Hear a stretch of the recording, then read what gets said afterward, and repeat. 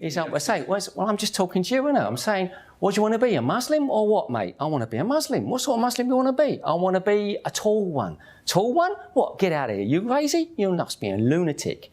My name's Gary Busby, but it's changed to Suleiman 15 years ago when I embraced Islam.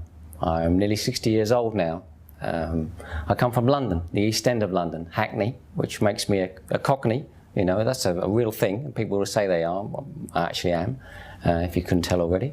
Like a lot of regular English guys, you might say, I would have said if there was a box to tick on a form, what's your religion? You would tick that box, Christian. And then someone would say, okay, when did you last read the Bible? And you'd say, oh, I don't remember reading it at all, you know, or maybe I did at school. So, you know, the Lord's Prayer, and maybe you went to church for somebody's wedding or a funeral, and that's about all you know. And that's what most Christians are in the UK, the majority so-called Christians. So I was one of those. I arrived in Bahrain in the 1st of June 1984, which was also the 1st of Ramadan. So one of my first experiences was to see people fasting. But the first thing I really noticed was to hear the call to prayer coming from the nearby mosque. I heard this voice singing out over the streets, and I heard another one. It was like in a cannon. You could hear stereophonic sound as they were picking up. And I asked somebody, what's that guy saying? Actually, the guy I asked didn't know. But after some couple of tries, I found somebody that told me what the guy is saying. I said, oh, that's interesting. That's a very straightforward thing to say. It's not something sort of weird and poetic. It's just a straightforward, you know, come to the prayer. You know, that's what it's saying. Interesting. Okay, never mind. I didn't give it too much more thought, but I was working with Muslims. They were fasting in that first month, and they could see I was interested. So they started to give me answers to simple questions. You know, so you pray. How often do you pray? What do you say when you pray? Oh, okay.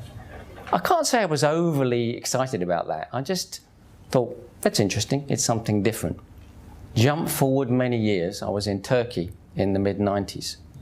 And there I saw something else. There I saw a country full of Muslims living in a secular state.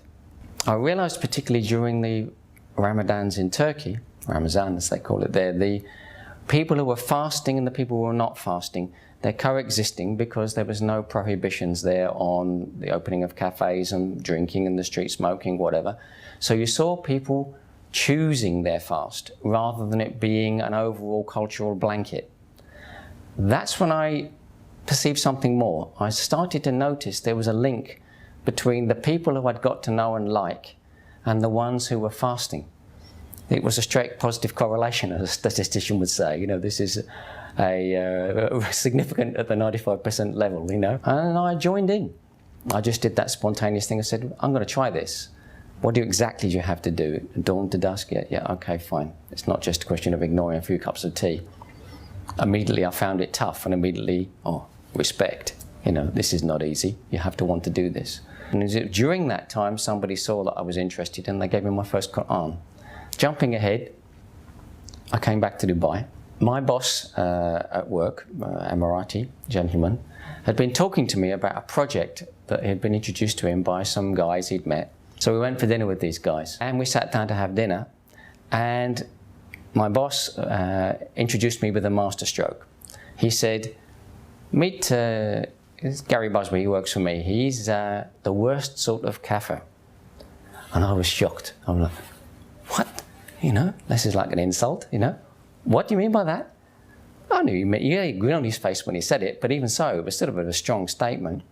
And he said, the trouble with him is he's read Quran, he's studied the life of the Prophet ﷺ, he knows quite a lot about Islam, he's asked me a lot of questions about it, and he still doesn't want to embrace. He says, well, chance to solve it. Ask the guys these questions you've been asking me.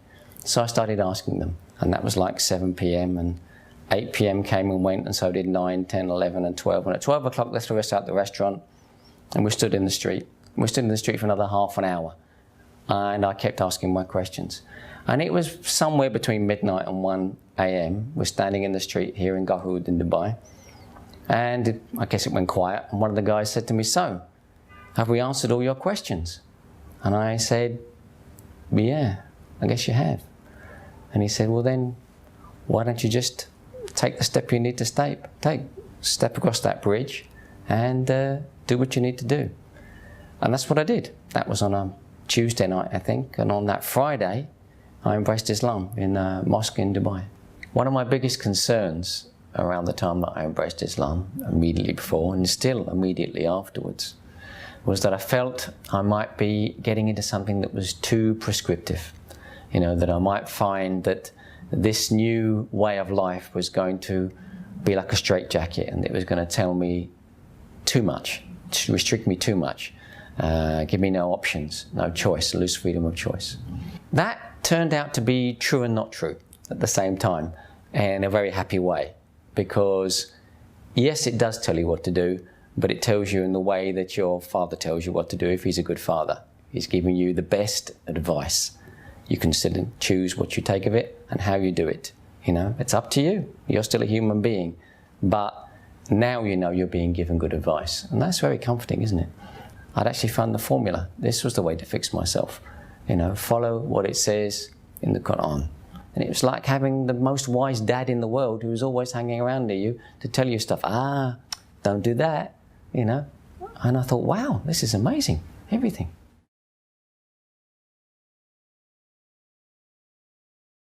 It's going to sound obvious, but just don't be scared. This isn't as exciting as jumping out of an aeroplane. I've done that too, and that was a lot more stupid. This was the smart one. So just do it. Trust me, it's going to be fine.